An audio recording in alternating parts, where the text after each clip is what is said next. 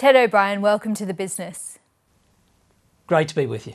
In the past week, our program, The Business, has spoken to the peak clean energy bodies. They all say the nuclear proposal is going to see investors looking for a safer place to put their money than Australia.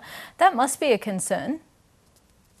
Well, I recognise that if you are an investor, you want to make as much money as you can. That's fine. I'm a liberal. I'm a capitalist. I get that. I respect that. But when it comes to public policy, our approach isn't to put the investors at the centre. It is to put the consumer, the household, to put the businesses of Australia at the centre. So we need to take a total system cost approach to say what is the cheapest way that we can reach net zero. Now, as we lay out our plan and we say that we don't want a 98% renewables grid, we want a balanced mix, I understand that big investors in renewables will say, well, hang on, the more the better.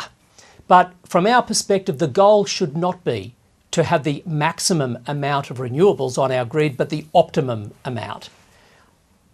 Why is the Coalition, traditionally a champion of small government, spruiking one of the biggest government-funded investment programs in Australian history?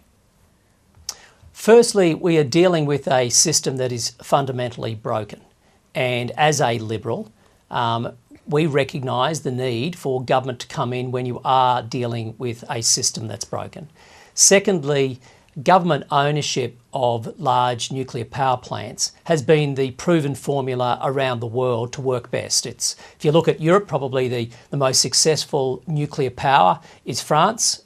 Their plants, government owned. In our own region, we see South Korea probably leading the pack right now, government owned. As we look to our future and we say we need that balanced energy mix on nuclear, learn from best practice, and we do believe they should be government-owned assets. Well, you haven't put out costings, but this is going to be expensive, no doubt. Do you envisage having to raise tax or debt to fund it? Oh, look, we'll come forward with our full economic plan in due course. We have said before, it will be a series of plants run by a GBE, a government business enterprise. Affordable Energy Australia will be its name. We expect a positive return. It will be off budget and by extension, therefore, it has to deliver a positive return. So you won't need to raise taxes to fund this program?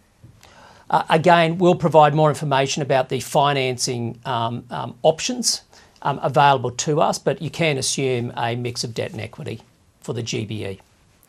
Now, market operator AEMO's roadmap came out yesterday saying the speed up of renewables needs to occur to support the shortfall from declining coal. Do you support that plan? No, and that is because every single one of the operators' scenarios assumes that the government's 82% renewables target by 2030 is achieved. But I struggle to find any serious market analyst who thinks that's possible.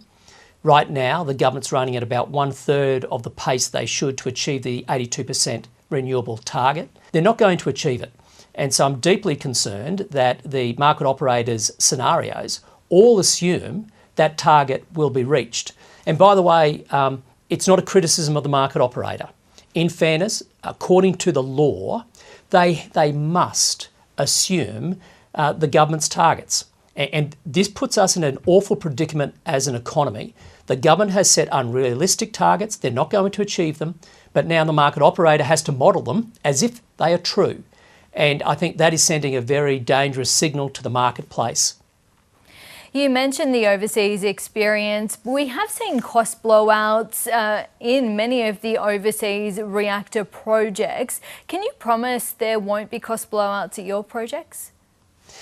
The key thing is to ensure that you're learning the lessons right across the board, right? And again, when we come out with our economics, you'll see that we've been quite conservative with this, so we don't envisage any cost blowouts at all.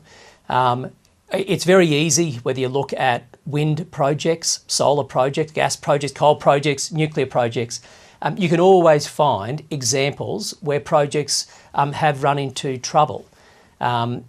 People criticise wind projects because Siemens, probably the biggest developer of wind turbines, it sought a €16 billion bailout from the German government. But that doesn't mean we shouldn't do wind. If you look at Snowy 2.0, the cost of that in Australia has doubled over the last 2 years. You don't conclude, well, we better not do hydro. Similarly, you don't look at cherry-picking examples of a nuclear project elsewhere and go, oh, well, that one blew out, therefore you don't do nuclear.